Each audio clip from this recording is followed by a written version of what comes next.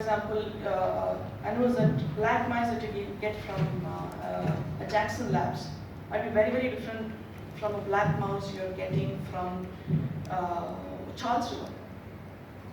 Right? So where you get the strain from is very different, and this impacts how your data is translated. So you're saying, yes, I'm also using black mice, they're also using black mice in the paper, I'm not getting the same readout. You're not getting the same readout because the genetic makeup of the black mice they use from Jack's Labs and the one that you have in your private are very different. Right? Okay. Sex of animals next. It's more often than not we use only one sex of animals because it's simply easier. But there's a world over, there's a change, there's a need to use both sexes of animals. Now this complicates our research a little bit because you have to do the same test for two sets of animals now. But without using both sexes of animals, you don't know. I was talking to a client last month. He said, listen, my drug is going to be tested in both female and males. It's intended for both females and males. So why are you testing only in males? I said, yeah, that's a valid point. Most toxicological research, for example, is done in both sexes. But efficacy we don't do. You might also want to consider it. Particularly if you think your drug might affect the estrous cycle, might have an impact on sex hormones, things like this is very important. Developmental stage of the animals.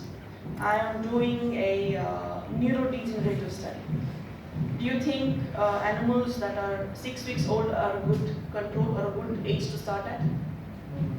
Why? Who said no? Somebody said no. Nobody said no.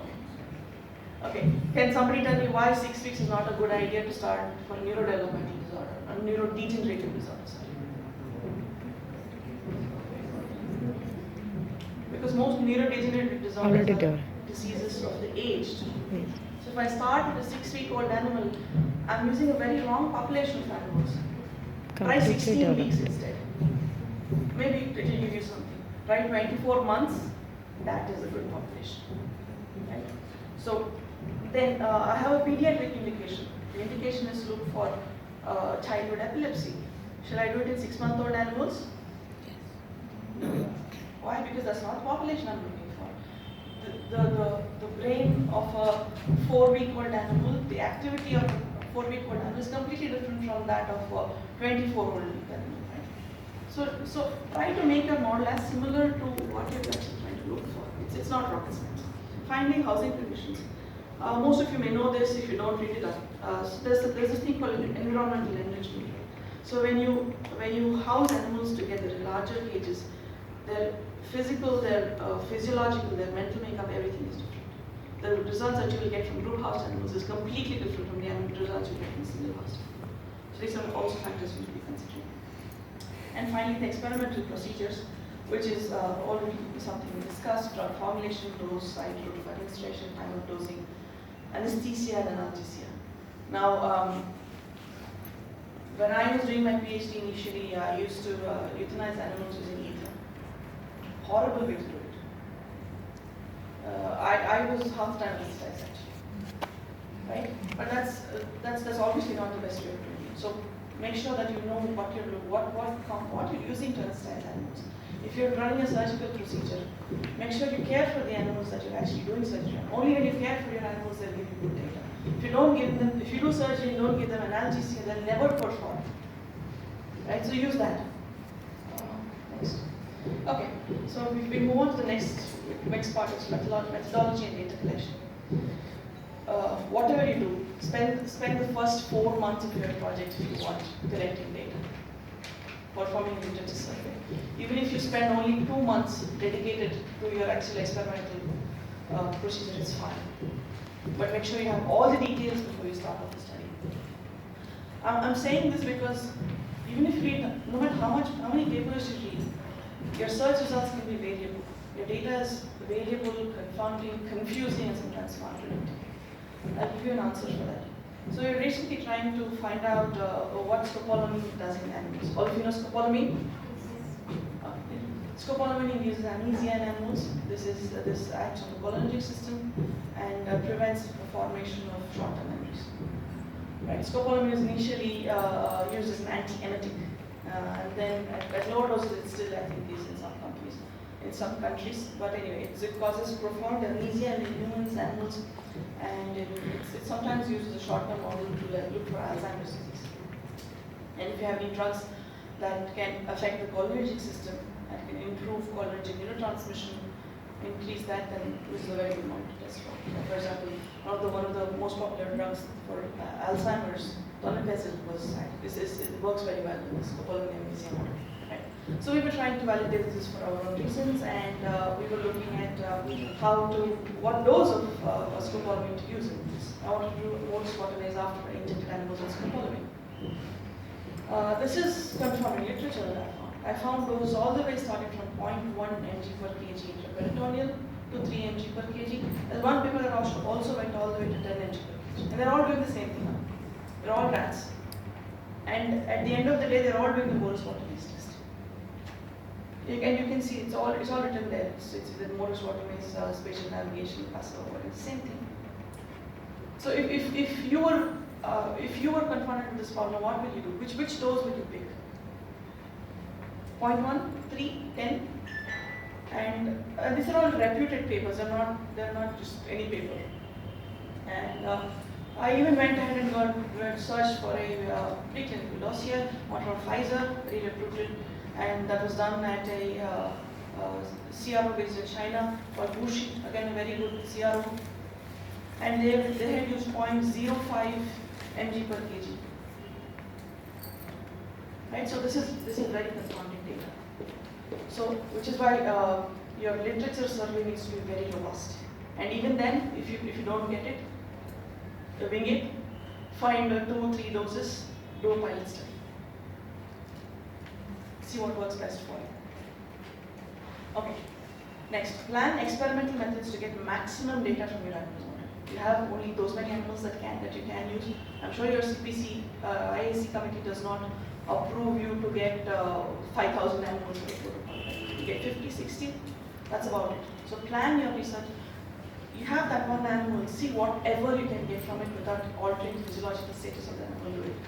Always include measurements like body weight, general health observations, cage side observations, clinical signs, food and water consumption. It doesn't cost you anything. Cost you some time, but I'm sure you all have some time to do this.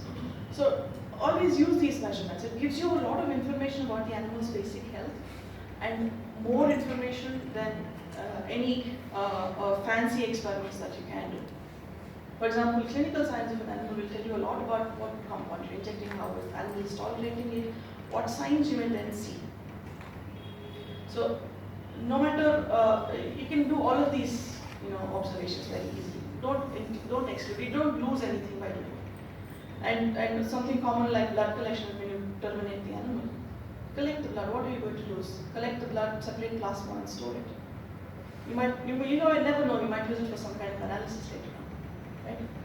Right, next. Document all your experiments. I cannot say this enough. No matter how small, how big, whether it failed, whether it succeeded, small, right or wrong, big or small, please document all your observations. Human memory is not infallible. Right? We all forget what we do. I'm going to go outside and ask you what I spoke about, and I'm sure you'll only remember 20% of it. And now most of that is what the cockroach told me. Okay, so just to prove that point, I want you all to take 1 minute and read what I've written down there. I have 10 words there. Okay, read it carefully. No cheating, nobody write it down. Your time starts now. I'm going to give you 1 minute. Or I think what's about Toothbrush, composite wash, science credit. They're all common English words. No problem.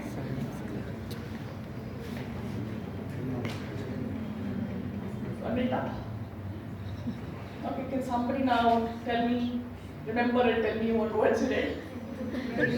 One volunteer, please. No, not everybody. Okay. Payment, science.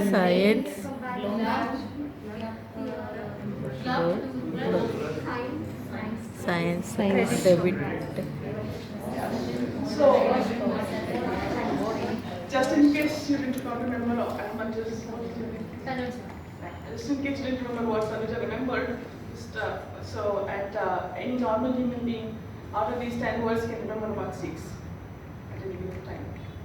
That's how a normal human being is. If somebody has Alzheimer's, they can remember 3. And severe Alzheimer's. Oh. Okay. So, I say you have Alzheimer's, of course, this is not a test. So it's called a word recall test, or recall memory. So the point of the exercise was that our memories are not what we think that yes, I'm going to remember everything, don't worry, I'm just going to remember everything, and then for 6 months I'm going to just directly dump it into my thesis. It's not going to work. I guarantee you it's not going to work. So please record everything that you do. If not for yourself, also for people who come after you, right? They know what you've done as well. You have to be able to reproduce every data that you have. That is your responsibility as a scientist. Okay. Next. I want to talk about this for a bit. So I spoke about methodology and data collection, right? So we have many tools to probe what you want to look at. For example, the Moore's Water is almost a standard experiment when we look at spatial learning and memory in rodents. It's one of the best things you can do. It's fast to do. You get good data. It looks very nice. Show somebody a video of rat swimming, they really like it. Yeah. Right from toddlers to 100-year-old person, that's a wow, it looks so nice. It's a perfect experiment to use a lot of information also scientifically. So the Moore's Water is excellent for animals that have mechanical damage, that have cholinergic loss, for testing an Alzheimer's disease. But what is Moore's Water is bad for? If animals have a motor deficit, if the animal cannot walk, do you expect it to swim? Will you test an animal that has spinal cord damage in the Moore's Water maze? It's a confounding factor, right? So these are things that you have to consider. If an animal has high anxiety, can you test it in the water maze comfortably? No. Because all the animal is going to do is going to go round and round the border, periphery. It's so scared to even come into the center of the maze. It will do nothing. Next, overtraining. We all believe that training makes us perfect, but in case of the Moore's Water maze, the more times you put it inside the maze and say, listen, you have to do it, I'm going to whip you, otherwise the animal will not do it. Right? And then we all assume that just because a rat can do a task, a mouse will do. It's not. Mice are pathetic swimmers. They will not swim if you put them in a tank that big. They're just going to passively float. Yes, the water is nice, woolly, it's beautiful in summer, and it just float for a while. And forget the task, forget the platform, the animal is going to be floating for the 90 seconds that you put it in. And your data? Yeah? So always know what data you're collecting and why you're collecting that data. Next, brilliant study design. This is a test called Attentional Set Shifting Task. They also do it in humans. A very, very good test to test for schizophrenia, for any kind of prefrontal cortical damage. They do it in humans using an iPad. You can also do it on an iPad in other setups and things like that. Brilliant test. I don't know if you can see the image on that side. Okay. So brilliant. So if you want to do this in an animal task, it has, by the way, it also has high translational ability. Right? So if you do this in humans, you can also do it in animals, you can do it in monkeys, you can do it in rats, all of them. I'm going to just explain the task to you. I'll try to explain the task to you. Okay. There are 7 stages to this task. Can you use the feedback? Yeah, I'm already confused, but I'll do it. Okay, so there are 7 stages to this task, right? So in the first stage, what the animal needs to do, right, is very simple. So there are 2 bowls. One of them has a reward, one of them does not have a reward. The experiment has to train the animal to associate bowl number 1 with the reward, bowl number 2 does not have the reward. So I'm just looking at how many times it digs up this bowl, it has sand by the way, and picks up a particular treat, let's say chocos or a piece of fruit or whatever it is. Perfect, animal has learned this. It takes about 4 or 5 days or multiple trials to learn it. I'm sitting the whole day in lab, training the animal, it is learning this. Next step, I'm adding a level of complication here. So I'm adding a smell. In this side I have an orange smell, this side I have something else. Human smell. So I want the animal to completely ignore the smell now. I'm telling the animal, don't smell it. I don't care what you're smelling. I still want you to look at only box or bowl number 1 and associate it with the shape with the last time and ignore the smell. Again, I train the animal for 4 days, try to help it ignore the smell, and then poor animal learns. Now what I do is, because I'm not happy with that task, I want to make it more complex. I want to test absolutely prefrontal cortical functioning only. No spatial, no other kinds of memories. What I'm going to do is I'm going to switch this. I'm going to put this bowl and this smell. And now I'm going to tell the animal, forget the smell again. Only look at the bowl. If you don't see bowl number 2, if you go to bowl number 1, it's a wrong track. It takes a little longer to train, but I've done it. Somehow I managed to do it right. Next, what I'm going to do is, I'm going to completely remove these 2 bowls. Okay, thank you, bowls. I have another bowl design. Here I'm going to tell the animal completely something different. This is called an interdimensional shift. Here I have new smells. Here I have new bowls. Right, so at each of these levels, I'm adding on a layer of complexity. The animal has to, at one point, look at the bowl, ignore the smell. And later on, at each step, there's a learning, there's a reversal learning. There's a shift, there's a reversal shift. Okay? And this is common practice. This is not like a very unusual study design. And then, and to make things worse, I also have an extra dimensional shift. This time, the animal is ignoring the container shape completely. I only want the animal to look at the smell. Forget the container. Okay? Are you with me so far? Yes. Okay, good. Because I wasn't. Yeah, so then I have a reversal. Now this time, ignore the smell one, which is strawberries. Take only the close smell. Do you think you can train an animal on this? No. How many animals can you train in a day? Difficult. Very. I can't train myself on this. I'm going to forget. So you have to train the animal, you have to train the experimenter first. Yeah. So excellent model. You get very good data out of it. How many animals data will you get in 2 months? 3. What have you achieved with that data? Nothing. You cannot publish that data. You do not have enough data to really talk about it. With 3 animals, I might have a trend. I don't know. I'm just being confused myself. That's why you'll have a trend of 2 months. So pick your data, pick your measurement points correctly. You can do very fantastic experiments, but can you interpret that data? Is that data useful to you? Do you have the timeline to achieve that? If you're doing a PhD project for 4 years, that's it, please do it. Spend 4 years doing this task, prove everything you have to prove it, put some electrodes in the rat brain, by all means, do more of those cases from here. For a 6-month project, it's a no-brainer. That's done about methodology, that's all I have to say about that. So I'm going to move to the next point, which is minimizing bias. I want to first, there's a lot of different kind of biases we ourselves are doing in our research. I'll give you a scenario. You walk into a room, there are 2 men and a dead body on the floor. One man is holding a gun. I'll ask you, out of the 2 men, who shot that person? Please the gun. You didn't even ask me if that person died of a gunshot wound. Why? You might have been just dead by old age. Right? So this is called as a confirmation bias, because I said there's a dead body, I said there's somebody holding a gun. She immediately linked gun plus dead body is equal to man holding the gun. This is called a confirmation bias. We all do this in our research. The cartoon here is the same thing. This guy is saying, listen, I did 6 experiments, but only 1 supported our hypothesis. And the supervisor says, okay, listen, let's just submit that one that proved your hypothesis. What about the other one? This? That's just error. Don't worry about it. We all do this. I know so desperately I want my compound to work or my NC to work in a model. I'll say, I'll take only the data that worked. Ignore the data that did not work.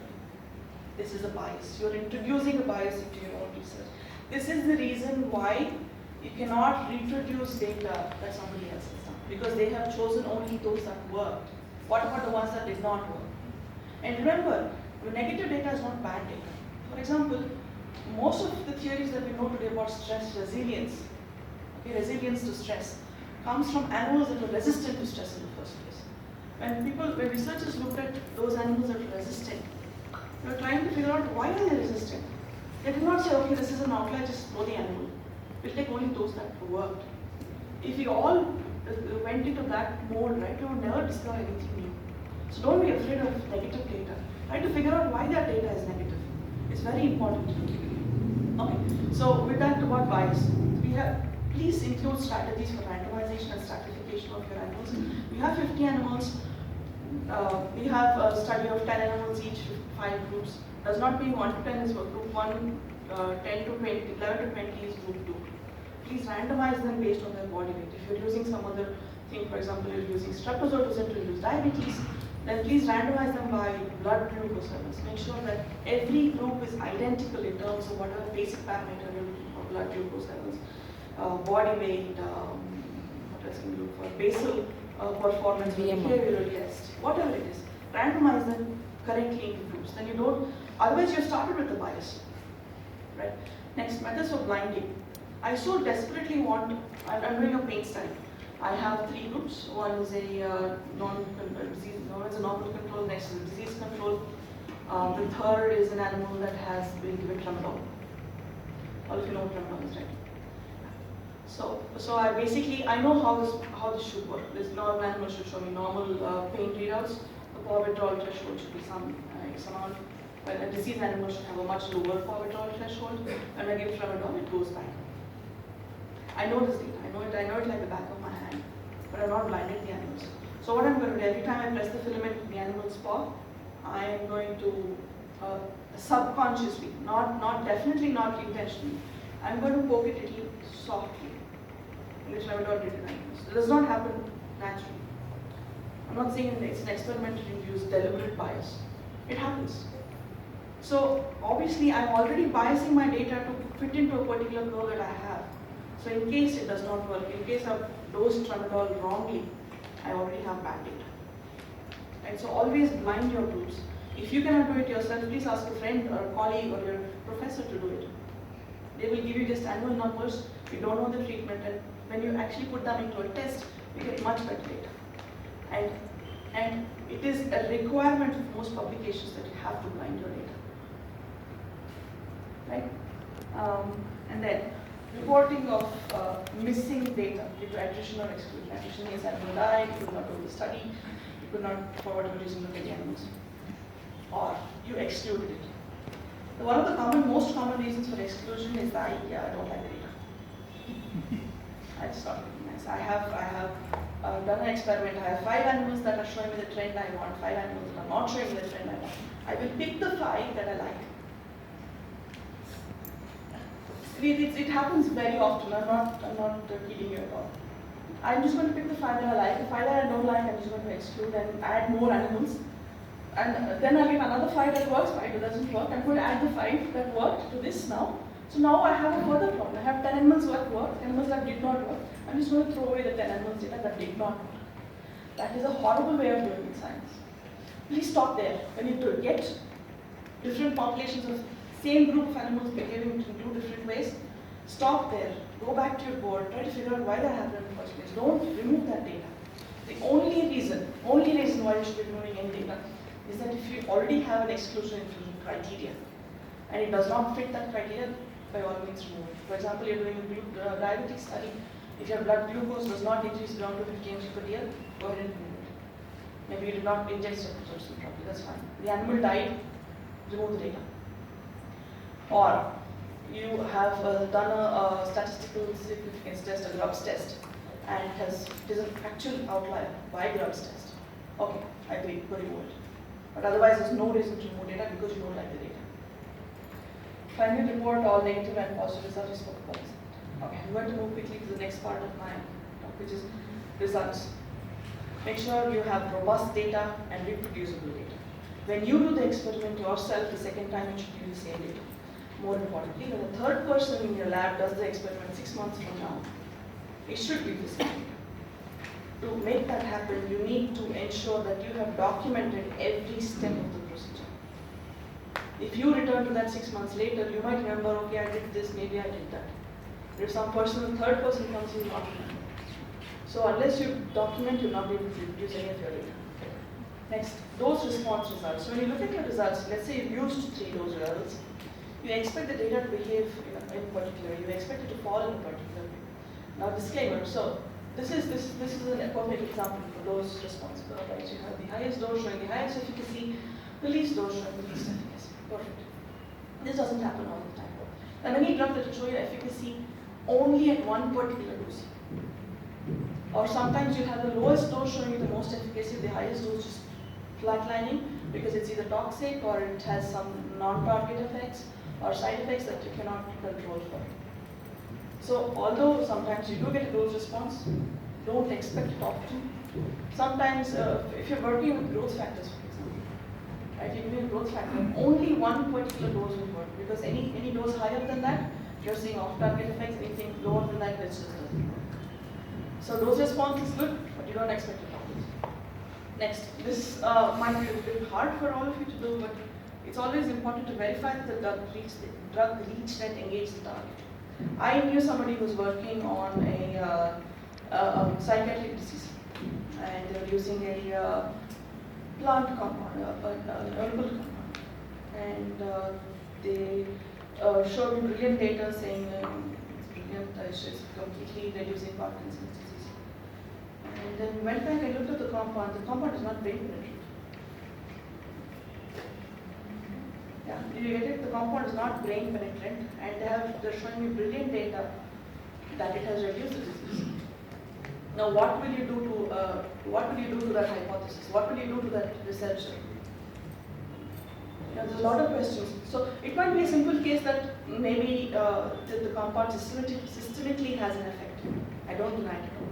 And that somehow is improving the overall health of the animal and it's improving performance. But if a neuroindication drug has reached the brain and you're saying I'm seeing efficacy, I'm going to doubt that person's going to meet. Yeah. So always make sure that if you have a particular drug that needs to go, please check if it's reached your target or not. Coming to another part, which is the interpretation of results in statistical analysis. Do appropriate statistical tests and post-hoc analysis. Your data might not be similar to the data to the person sitting next to you. So a common question when you ask about statistical analysis, why did you do this analysis? Because everybody does ANOVA. Why did you do ANOVA? Because that's the most popular. Okay. What post-hoc test did you use? I used Bonferroni's. Okay, why Bonferroni's? Because that's what everybody does with ANOVA. Everybody uses. No, that's not what everybody does with ANOVA. There are a lot of other post-hoc tests. You can do Dunnett's, you can do Tukey's, you can do multiple other tests. So why did you choose Bonferroni's? Do you know? No. So please choose an appropriate statistical tool. So there was once when we were doing count data. So we were counting the frequency of a particular behavior of an animal. So let's say the number of times an animal rears a year. So I knew somebody who did one way ANOVA for that. Is it the right statistics? No. Why? Because the data is not parametric. Right? You don't know that the data is distributed properly, because I myself have set a limit. It starts only from 0 to 30, 40. It does not go beyond that, right? So the data is already skewed. How do you apply one way ANOVA to that? To a score data. It's wrong. It's just wrong statistics. So there's a lot of literature out there. Please spend the time to understand the data distribution, what statistics to apply. Don't use statistical tests because you're not going to find a good. And for God's sake, when you're comparing more than one group, do not use t-test. This is something you all do very, very often. Two groups you're comparing, please use t-test. But if you have 5 groups in a particular study, don't do group 1 versus group 2 t-test, group 1 versus group 3 t-test, group versus. No, that's not the way of doing statistics. Right? And use statistical software to do accurate analysis. There's plenty of software. If you don't have access to a full version, please download a trial version and do it. If not, convince your college to get all of you one license to do it. It's not very expensive. It's $2-3. And for all of you, I'm sure it can be affordable. Understand and interpret your data. If you cannot do it, ask for help.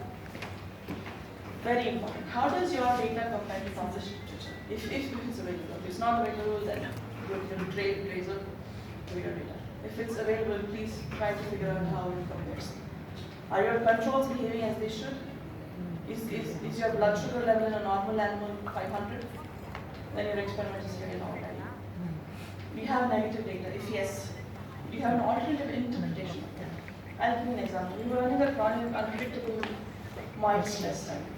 In chronic stress, we expect animals to have hypolocomotion when you test them in a local field. I've done plenty of data that shows hypolocomotion in chronic stress. We did this model and animals were actually moving around a lot more than they should have, a lot more than the control animals. And we automatically think, listen, I've done something wrong with this data. You go back to the results.